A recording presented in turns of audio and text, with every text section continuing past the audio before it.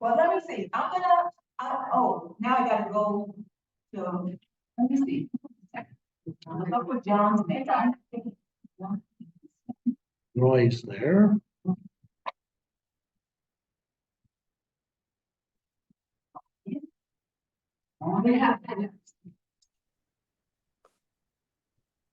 So, John, look down there at the bottom where it says participants. Over there. Yeah. And then find my name and then up here, right, you can click on my name and there should be something that's like more. Oh, no. Right. Yeah, but they're not showing up for like, it's almost like he's not even the host either, No, so.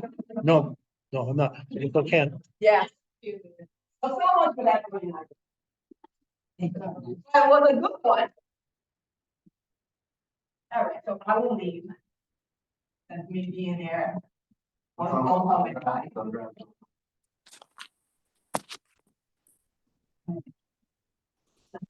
Hey, Bruce.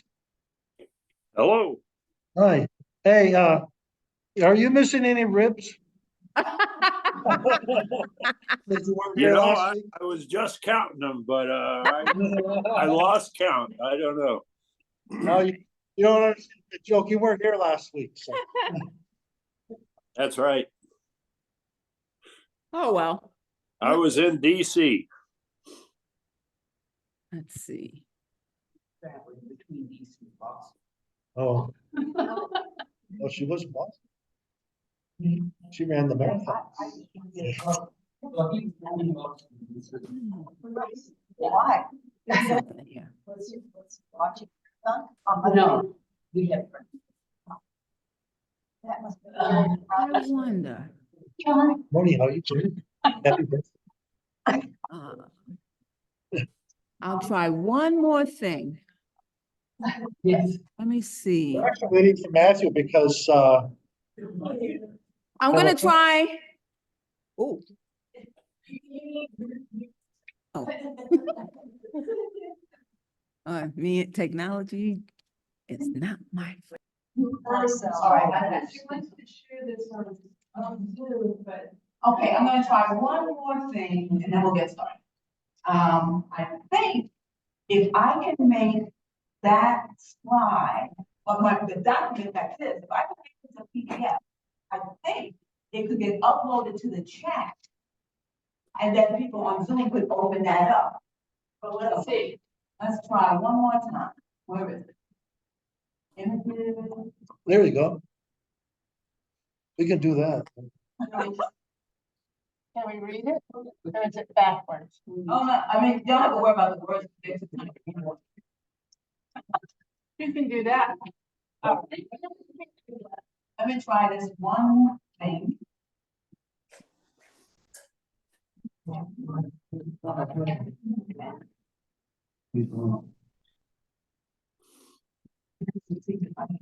I can export that to the chat.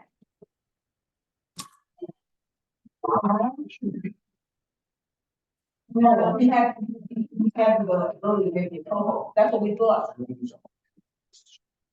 Right, and, well, he even is not the host. So he don't have to be the host. No, Zoom is how to. Come on. Now, let's see if this goes.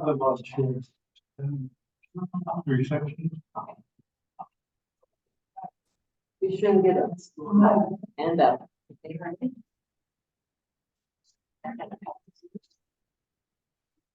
Yeah, give me a fan blast.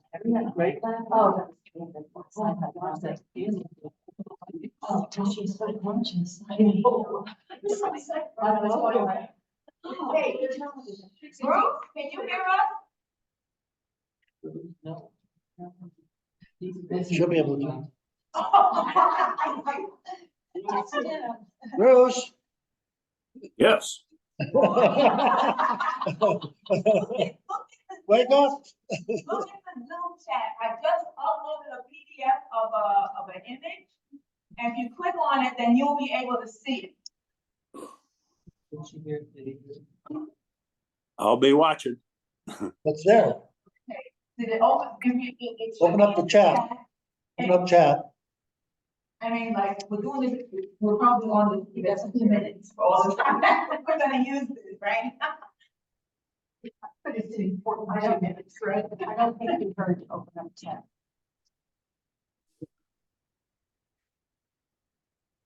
And one Sunday, Matthew doesn't show Well, that's okay, it's like, up. it was right. I gotta work out an arrangement with Matthew and text him, yes, I need you. No, I don't. Well, this came to me like this morning. Oh, I thought, as I was printing this out, the regular way. Is there another way to use it? So, I mean, it's not like we give them a head up, right? So, thanks everybody for coming. So today we are descending into hell.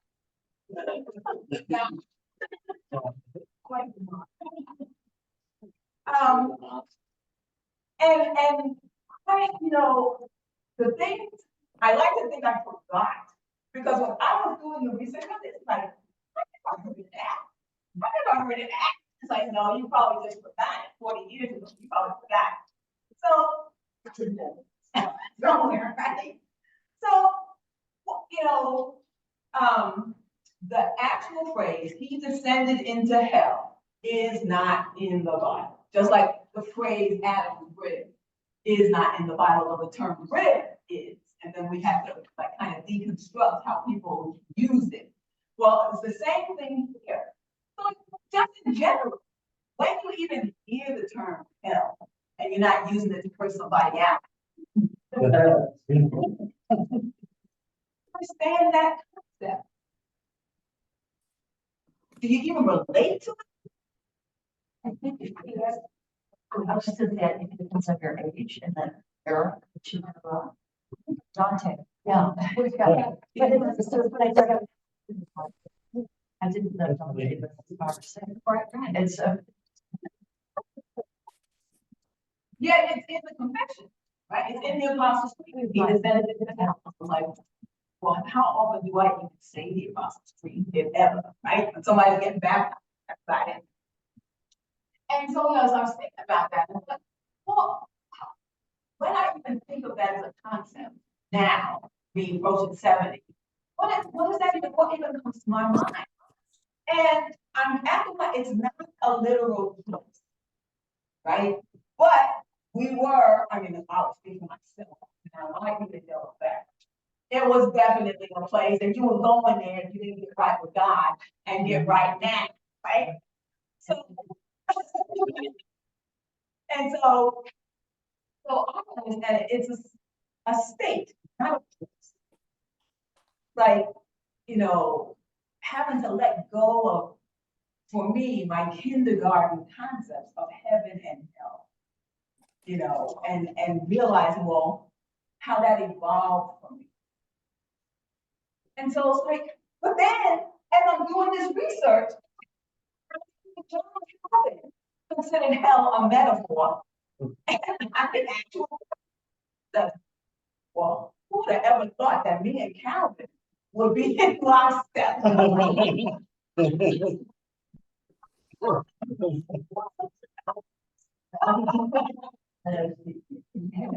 So even, I put that picture, I wanted, so I'm just the language, even the language about descending and ascending, I'm like, what's the worldview that's informing that language? So I went to Google and said, Old Testament cosmology, and these two pictures came up.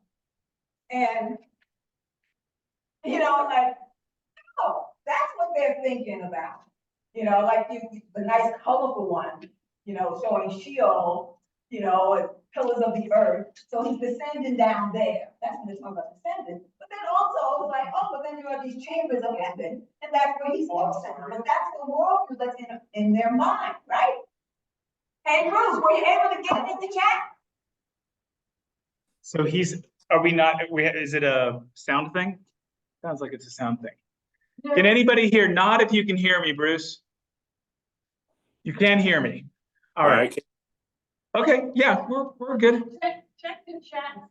So Bruce, See if it's in there. yeah, look and see if the thing that I put in the chat, can you open it and see it, Bruce? So down at the bottom, it says chat. If you all wanted, there's a PDF document in the chat that Anna put in the chat for us that you can look at on Old Testament cosmology. All right, it looks like I see Bruce moving his hand. So the rest of you, you want to? I'm not sure what here's Anna, I'm sure you. Roy may get there. All right, you'll need me to do something with the. Well, No, that's what's on the flashback. Oh. If we put it in the chat, then we don't need to worry about it. All right. all right. Sorry, Bobby. No, you're good. No problem. Not a problem. Thank you, Anna. So I mean, like, this is not our picture of the cosmos. It's like, people that still have in their head, the heated center of the earth is hell. No. So it's like, but kind of seeing these pictures kind of help me understand where those kind of worldviews inform those ideas. So then the language even in the Greek began to make sense for me. It's like, oh, he's going down to a literal place. So since the phrase he descended into hell is not in the Bible, but I said, well, but I know the word hell is in the Bible, okay? So I looked up, I used Strong's Concordance Dictionary and said, okay, here's hell, where is it?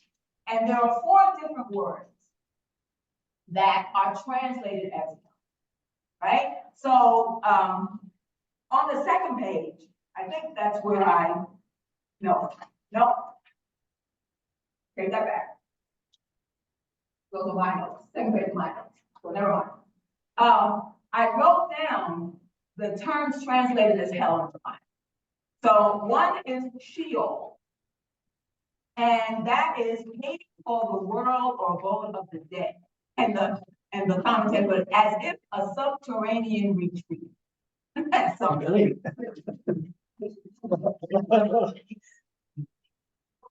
and that when the word Sheol is translated to hell, in the Bible is 31 times.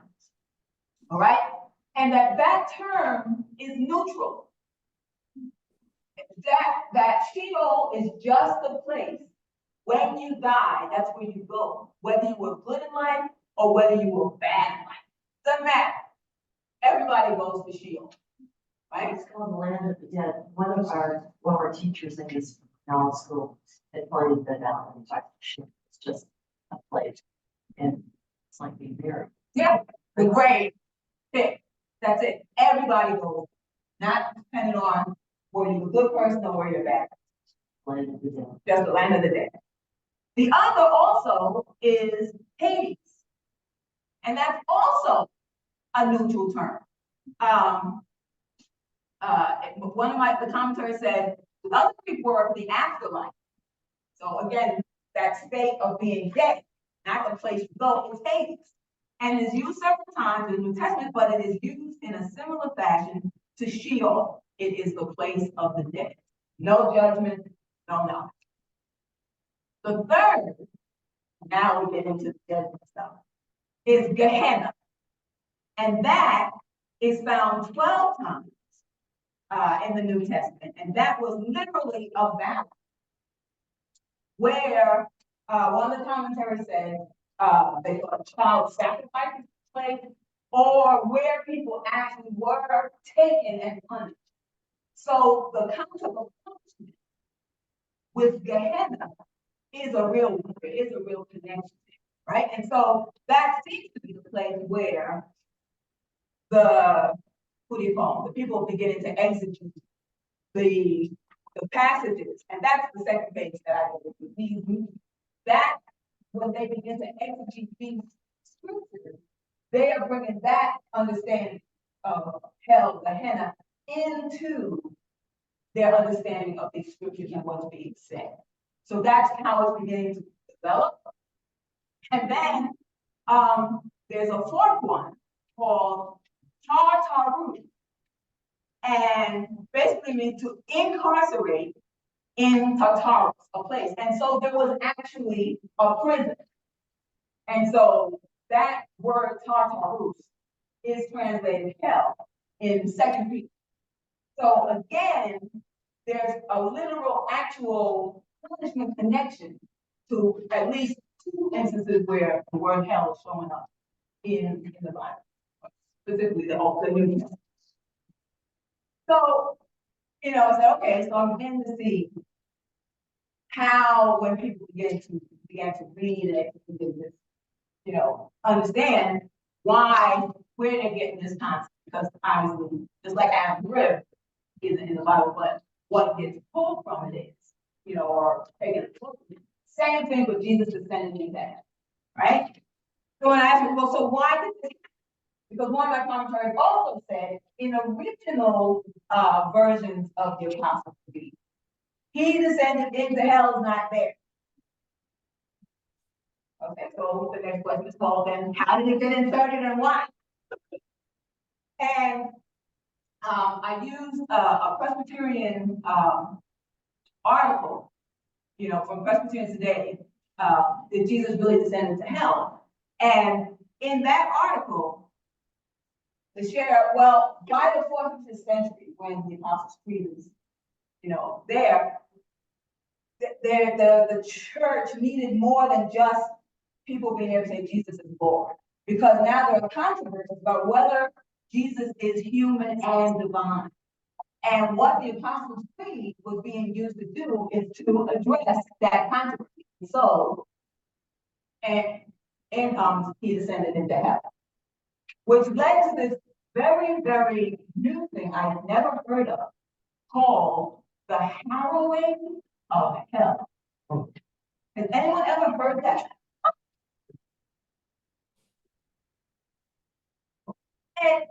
And in mostly in medieval England and in literature, right? The idea of Jesus descending into hell and then doing battle down there. So he's roughing up the gates of heaven. I mean, the gates of heaven, the gates of hell. He's battling down there, and this thing is called the harrowing of hell.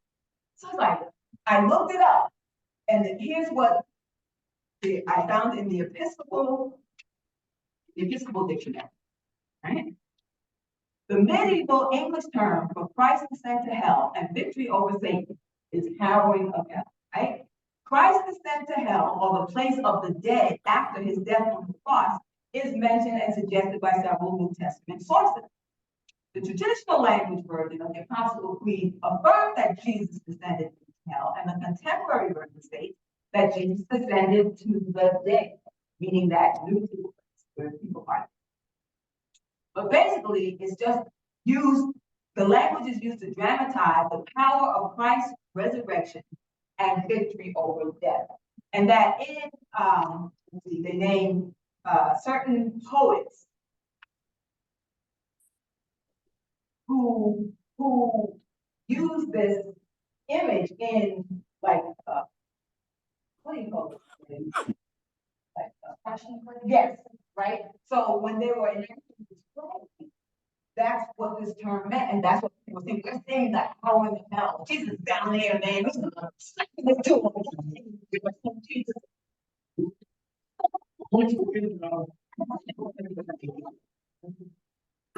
Well, then why? And it's that because how they understood that term determined why they needed to have this in here. One was that those who considered hell a metaphor, what they really felt was that here is Jesus suffering what they call the consequences of human depravity, right?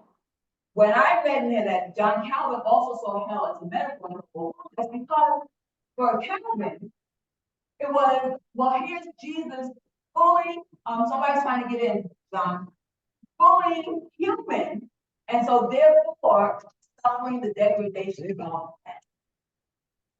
But then the other one with this term was Jesus is going down there back, but also giving the people who died before his resurrection a chance to be saved.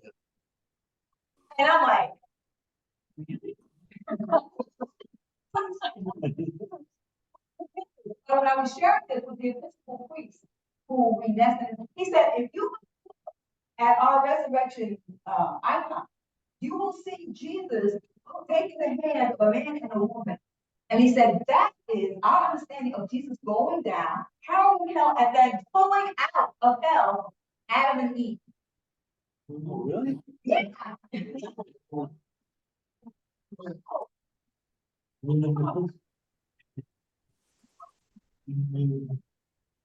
the thing I am learning, let me tell you.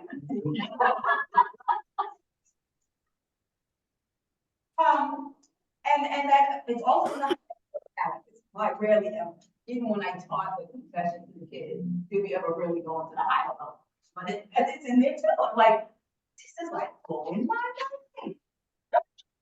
You know, but definitely this isn't going on in my mind when a baptism is going on and I recite the Apostles' Creed, he descended into hell. None of that is in my head.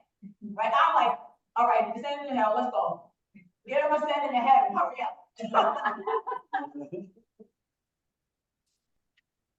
So, you know, I thought, well, why then did we start going this way? And it said, one of the comments showed me that, you know, it's not until like around AD 400 that a monk named Rufinus starts talking about in his sermons and in his writings, Jesus' descent.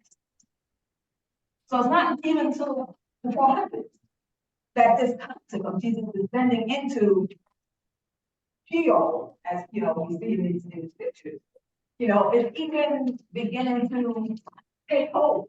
And the commentary says that, and then the Roman Church didn't incorporate that understanding until 700.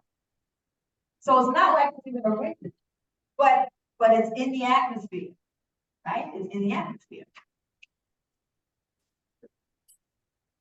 So questions, I mean, like, I keep telling my mind was blown. Stop like, what can we do? When did the devil end up coming? Well, that's next week, right, John?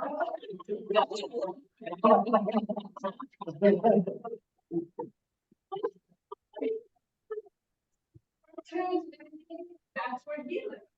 Exactly. But they didn't do that at all. No, that much come much later. Much later? Right, because I mean, like, what I'm finding interesting, okay, you know, like we said in the very first session, we understand that we got the Bible not from God in the whirlwind with a writing on the tablets.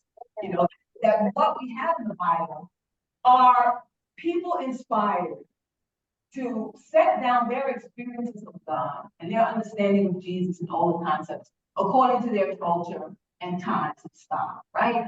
We know that the span of it took 1,000 years from Genesis to Revelation to be read, and like I think 2,000 years of time being covered, right? So we don't. I'll speak for myself. I speak the Bible. Yeah. I'm happy. I don't know if you just heard what I said, but were you commenting on what I just said? David? Huh? Yeah, they're coming You back. get the, So, you get the service? not yet. Okay. So she's home. Because I mean, that we're reading and picking and choosing from different communities at different times. It's not a dishonest or deceitful thing to try to compile for yourself an understanding of, well, what does this mean? You know, so long as we're honest and say, well, it meant this, and it meant this, then we understand, well, you know, everybody's trying to figure it out for themselves.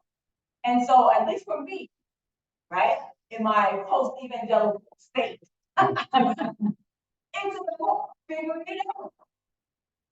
trying to make it make sense for me and understanding how much of my understanding and my situation is influencing that understanding. So if somebody doesn't agree, I can't do my boss and tell them you're wrong. I need to ask, well, tell me how you got to that understanding.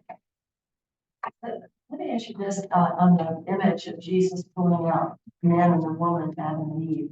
Do you think that contributes to a sense of overall fundamental interpretation of Adam and Eve, the original two people and the creation story? Or do you think that allows people to look at this as a metaphor of all men and women? I mean, I've never noticed that before, but I think I have been friends who are not Christians because they get stuck at the 4, 5, 6-year-old level of these actual figures of Adam as a person, and right, and the creation story.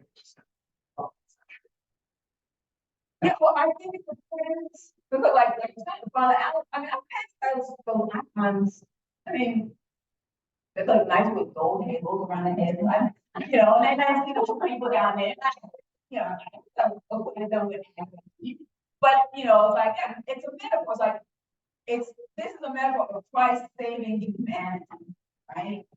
But then when you get into the weeds, you start reading people's articles and things that you begin to learn this history, he's going down there, howling hell to pull, people out to be saved, because also connected with that is this concept called substitutionary atonement, which is Jesus died for our sins to appease the wrath of God, right? Because only Jesus, right, who is God, could appease God's wrath.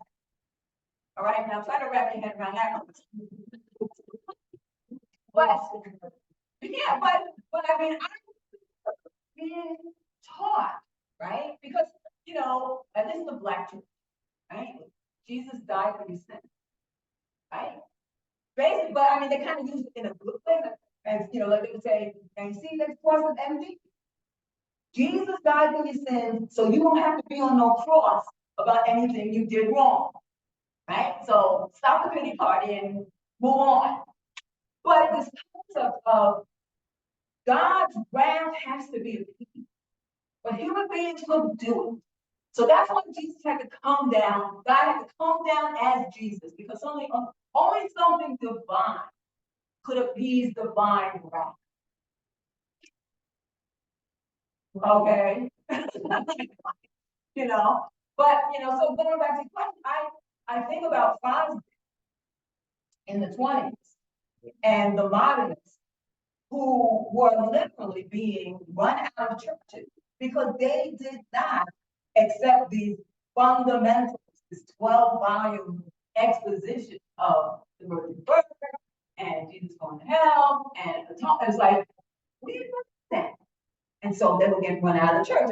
I don't think I shared this last week, but Bostic, Harry Emerson Bostic, was senior pastor of First Presbyterian Church in the city. And because he preached that sermon, shall the fundamentalists win, he had to resign from that board. But Rockefeller hired him. Yeah. Yes, thing halos over the head. Then it gets into the issue of all this comment about original sin. If they've got halos over the head, how is there this concept that we're conceiving in sin, and that it's talking about human beings are by nature evil, and yeah, and so it's a very negative way to approach life. But it all ties into those fundamentalist understandings of why Jesus had to come, and this substitutionary atonement theory of the cross, because Jesus having done that wipes all that out, basically what they say, right? But they say that, but you still say, but get your baby baptized so it don't die and go to hell. So obviously they don't believe it.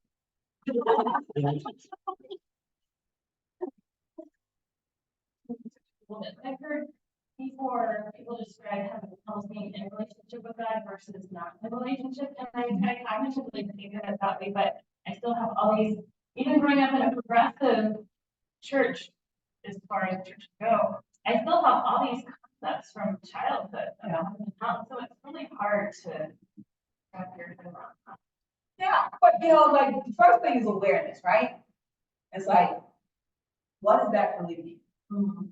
Right? Heaven's a place. I mean, like, am I still living with this understanding of the cosmos? Like, cause I mean, like, what does that mean? It says the throne of God is up here, right? Yeah. He ascended into heaven and is seated at the right hand of God. Right? So, yeah, but when they give it to you, it's hard, it gets read up. So yeah, but like, okay, that's where I am on this level. Why am I still there? Right? Because, like, you have to intentionally unlearn things in order for something new to be able to take its place. Because otherwise, I think it was Kathy, who was saying how, the other Kathy, yeah, how she was saying how so many parts of the Bible contradict itself. And so if you don't understand that many voices from many times and many locations are speaking, you're gonna try to, combine them in ways that don't make sense. So the first thing you have to say is, well, okay, why do I believe it? Oh, I was taught that. When was I taught that? Oh, Miss Hopkins, kindergarten, Sunday school. Am I still doing what Mrs. Hopkins in my kindergarten class? Am I still living by what she taught me in kindergarten? Like, some of the nice things, play nice, share, But, and so then you begin to start asking, okay, well then, where did these things come from and why? Why did people develop them? Because, no one intentionally develops things to believe that harm them, right? You believe things that you think are helpful to you. And you have to, by life experience, learn what you thought was helpful is not as helpful as you thought. And so then it's like, well then, am I willing to look at why I am holding on to this? Why, what does this mean to me? Right?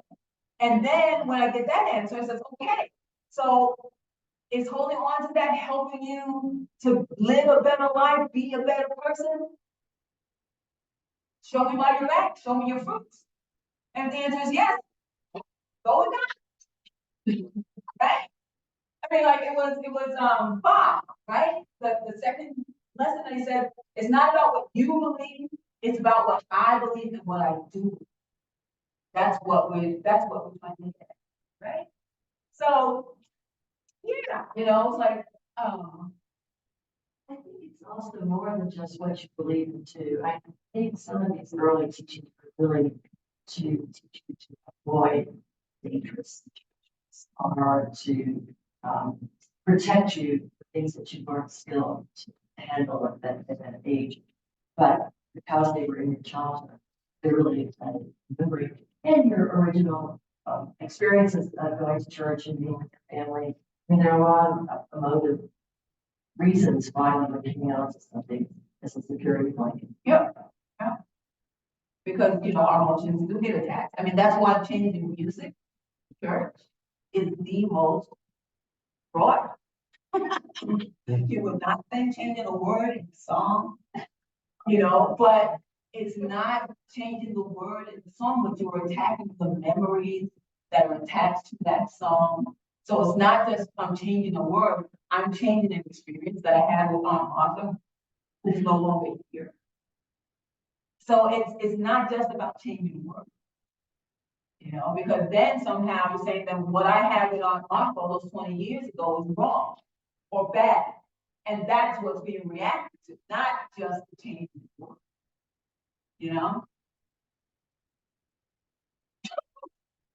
So what's purgatory?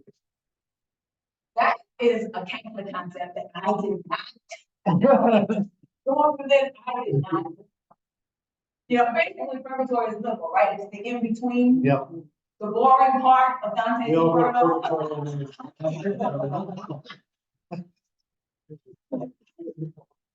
You know, it's where, you know, God bless my mother-in-law. You know, like when I didn't understand something that was Catholic, I told her, Jeanette, help me understand this. And so the short seminary down, sit down, I'm gonna teach you. So, but when she would describe it as, you know, it's like a second chance place, right? Where you get a chance in this limbo place. This is a layperson talking, so she's not saying it doesn't, right? She was helping me understand that you get a chance to like get clean so you can go there. That's purgatory. That was Jeanette Sweringen's definition of purgatory. So don't expect to find it in anything worse. But that was my mother-in-law helping me understand the concept of purgatory, because me coming from my evangelical background, it's like, maybe purgatory. If you go down and you go, there's no way station.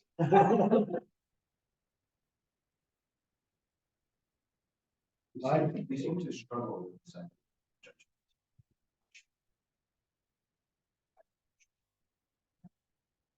So, expand that to a positive. Judgment is a sort of, so talk about these concepts now. So we ask the question, what is it? Comfort is a bad place. Right? Right. And you just started get down there once, right? So this idea, you know, the Old Testament of Jews, their community, when they did that, and they just plagues, exile, it's all very real stuff to them. Jesus comes and makes us all about the Spirit. So we had to move the punishment to the after. But I think it's all the struggle of why do good things happen to bad people, why bad things happen to good people, what happens to bad people. Yeah. We have this, I don't know, it's almost this human need for vengeance. So I think we can offer them fire. And we're on it. Right, so I'm just gonna offer, that's horrible, they've done me wrong. So we struggle with Jesus' teaching about turning the cheek, but I think there's something in the reptilian cortex. If there is this problem. Stuff. Yeah, so there's a lot of people that just hell is just non-existent. Everybody goes to period stuff. Everybody goes to God would not create something that fundamentally is a contradiction. Why would he create something to punish it? I'm not here to discuss that sentence, but from that root, there is no. I think the struggle with that is the mindset. Heaven that bumps into something about where's justice? Why am I acting unselfish? I think we have to justify that to ourselves. Why am I sacrificing? There's a reason. This is the ultimate reason. I think that's why. Like, what helps you get through the day? Like, I think it's another twist of it. I just, heaven and hell are also mental concepts. And if you, of how you live your life and where you are in your relationships with others. And I think that part of it is that you want to say that if you follow these teachings of Jesus, that you will live in community with others in a more helpful way. This is almost like your heaven on earth that you created through your actions, and if your mind becomes tormented and twisted, and you're in revenge or hate, that's a living hell for you and whoever you. There's just a conflict. It's something that's in the present, not the future. The past is every day how you approach the day, how you approach your interactions. and it's about, you know, taking responsibility for that ache, right? It's like, if I know that there is some place that's dealing with all of that, I don't have to go crazy trying to be God here on earth and bringing justice all the time. Like one of my favorite scenes in a Woody Allen movie called Crimes and Misdemeanors, where the two characters now are at this wedding, and one guy has had his mistress killed, right? And he's sharing with the Woody Allen character how, he was just tormented with guilt. I mean, he don't name himself, but some this guy's tormented with guilt. But then so one day he wakes up, the sun is shining, his wife loves him, and everything is fine. And so then the Woody Allen, character, and he's so, something's got to do with any of it. So then the Woody Allen character says to him, but see, you missed the point. It's like in that scenario, you're the one that has to play the role of God. You're the one that has to make justice happen. You're the one.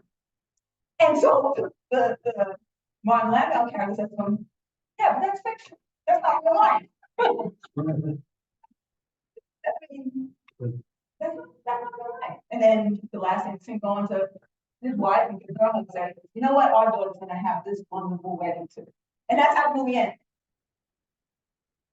And so, to your point, it is about, well, how are you using it? At least for me, whatever you believe, how are you using it to make the world a better place? Do you believe that you're supposed to be making the world better? Right? And so when we come, so these were ancient people trying to, like you said, Jesus descended into hell and had this victory. So maybe that gives me some power to have victory now, today in my life. Because this supernatural being has won the victory. Like this old gospel song, don't wait till the battle is over, shout now.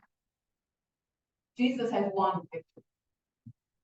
So it's like the song is saying, yeah, it's still in the muck and the mire today, right? But that's just the battle because the war has been won. You still got to fight the battle, but the war has been won. Victory is yours, hang in there. So he descended into hell, and, okay, that's there. Don't wait till the battle is over, shout now. That's the way they understand. Another article that I read, again from Presbyterians Today, it talks to us, well, if we have all this metaphorical understanding of sin, it's not really out of the Bible. It's, how people try to exegete these other texts. Because in that second page, and I said, okay, show me these scriptures, and where the word hell doesn't appear, right? Well, that's something else, the concept of being in another place, right? Of being among the dead has been used to help people try to understand this like powering of hell concept, right? So it's not like they're making it up. I mean, they're finding it in these different scriptures in different places. But the point is like, right, different scriptures, different places, different times, different voices, different people, different purposes for writing. Don't then try to pull them all together and say, well, this is why it is true that Jesus descended into hell. I mean, like, it's, as maybe you want to try to find this original 12 volumes called the Fundamentals to see what exactly were the fundamentalists saying, here's what's true. And the modernists, like Foster was saying, that does not compute or relate to what we understand with our modern understanding of the world. Right? It's okay.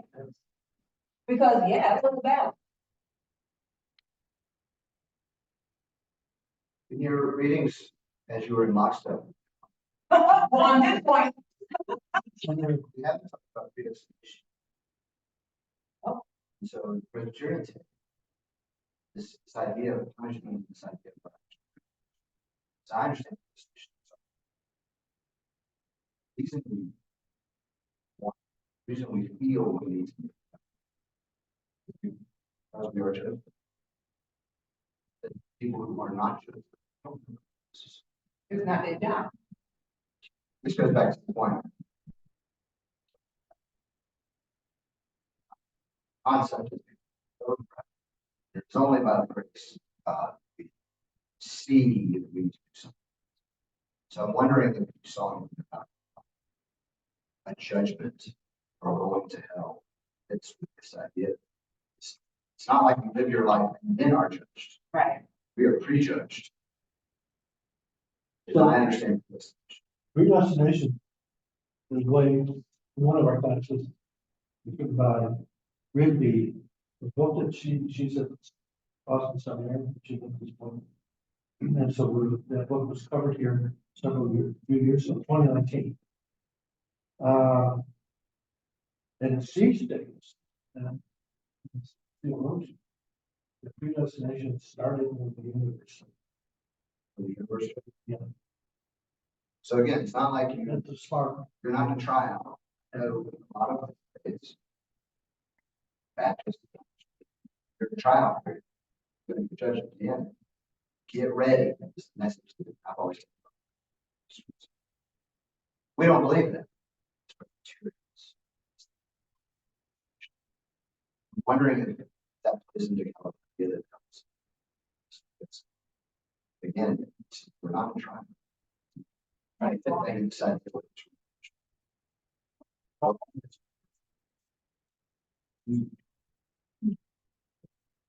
Because that goes into, not just, it goes into the elect, the elect, right, the chosen, and those kind of concepts, right, like, well, if I'm not chosen, what does that mean? Well, some people say, well, that means get your asbestos suit on. But others will say, it means you got a job. It's not about your merit or what you earn. You have been chosen. Oh, you got the resource. You're chosen. Do it. Let's go. And you have a choice. Do it. That's why you're supposed to be doing it. Not because you want to earn a place in heaven or avoid a space in hell. This is your job. You have been chosen. You have been elected. Do it. Isn't that Gnosticism? what? The Gnostics. Gnosticism. Uh, I know. I mean, the Gnostics, from what I remember, it's more about how, only what spiritual is good. The body is bad. That's how we get this split between the body is bad, spirit is good, right? Which is Western, right? And why none of the Gnostic Gospels are in the canon. No, that's heresy. Because Jesus was fully human and fully divine, and you can't tell me that what's fully divine is gonna have something that's totally bad. No. So the Gnostics didn't get it. Right? But you can read the Gnostic doctrine, and they've been translated and all that kind of stuff. So that's the beauty I think of Christian history. Like it was never one monolith. Right? And basically the canon was a compromise. First time I learned, my favorite little letter in the New Testament is James, because it's so graphic. And then I read the commentary, James almost didn't make it into the canon. And I'm like, what? The most practical letter almost didn't make it into the Bible? So, and it's like, can we not check our brains at the door? And not be afraid to go learn? Right? The one Presbyterian tenet that I hang on to is grace. That's how I make it through the day. It's like, I can screw up, but by the love of God and God's grace, I got another chance. So I have a question though about if you're elected and it's all predestined, if you know your job and you've got a job, that job security feels good and you do it. But if you're not elected, why would you even try? You could. Why would you? You would. You would. But why would you? It would seem like it would spiral you into being a person who did more horrendous things that you went along. Premise is that you started. So you can't start from humans are neutral. You can choose to be good. Start with that. So that's the premise of it. To be good, God has to touch you. So I think we should ever want to say, I am bad. I mean, from the moment of conception on. Yeah. No, I mean, Yeah. I'm sorry. I think the other piece of this is, can you do anything to affect your salvation? It's a question. Can you do anything? Can you profess your faith in Jesus? Can you go feed the hungry? Can you do anything to earn your way to heaven? A lot of faiths say, yeah, you need to be doing it to earn heaven. My understanding of Presbyterians is not earn your way into it. My understanding is that if you're made this way, this is what you want. Yeah. That's when you're that. You would see, you would be aware of this before I. And then also, you always have to take into what is the context of the conversation, right? I mean, someone's living their life, and then they encounter me who says, everybody's going bad, but you weren't chosen, so yeah, go ahead, continue with that, right? And someone they're looking at me like, what are you talking about? This is who I am. This is how I've always been.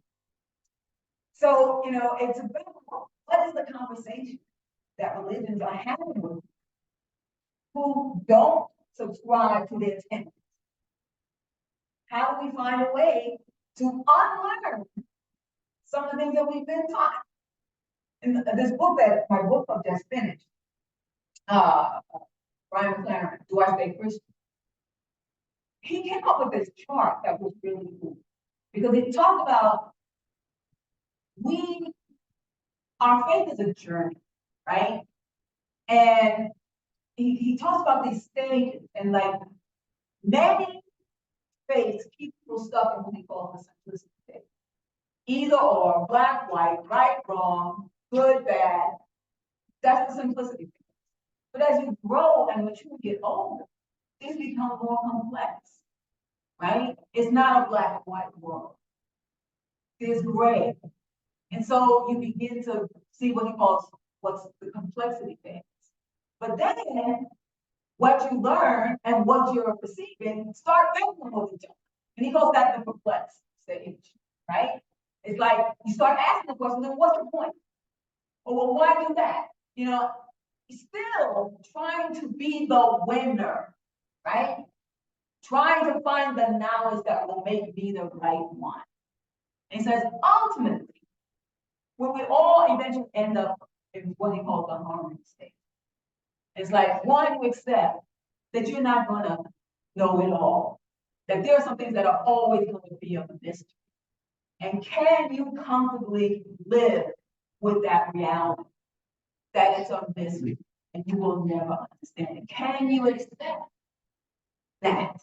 And then begin to formulate a way of living that benefits everyone, right?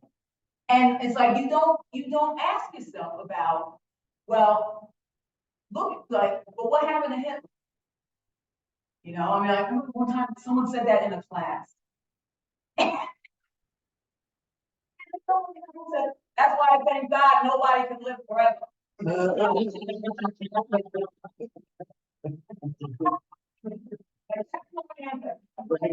Yeah, and eventually he or she will die. And then that presence and that influence won't be active in the world anymore. Thank you, Jesus, for death. So, that's the bottom line. It's like, and reading that chart really clarifies it. It's like, yeah, it's like when I'm in this winner, loser, I'm falling back into this kind of nascent stage of simplicity. Now, maybe depending on what's happening in my life, I think to be that. So, it's like I don't have the resource to handle anything complex. It's like just tell me yes or no. That's all I can handle today. And that's okay. Right. We do what we need to do until we don't need to do it anymore. And that's life.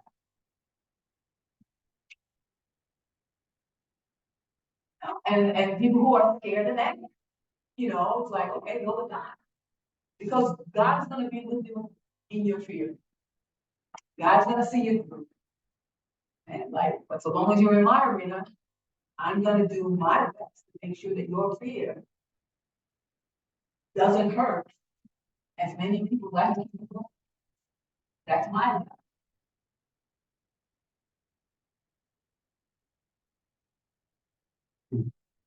So, that's where the second he descended into hell sent us.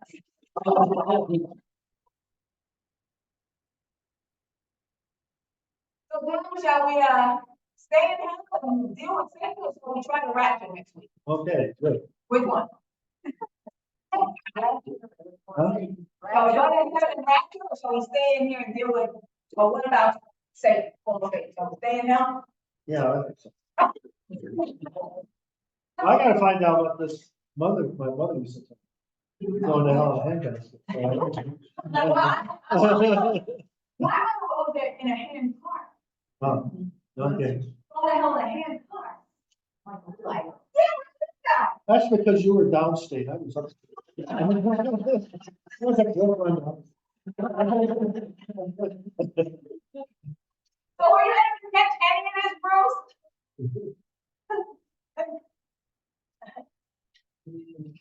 I'm having a hard time hearing what's going on, but the whole thing impresses me. The longer I've been in the church, that whole idea of different times, different attitudes, different writing, different whatever.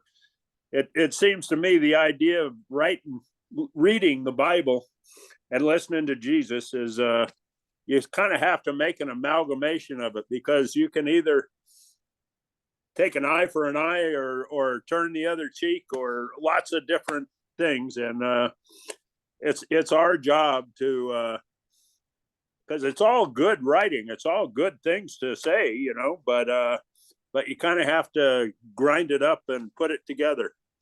And the end goal is to be able to live in your own skin. And I think Jesus is the one that really made that possible, right?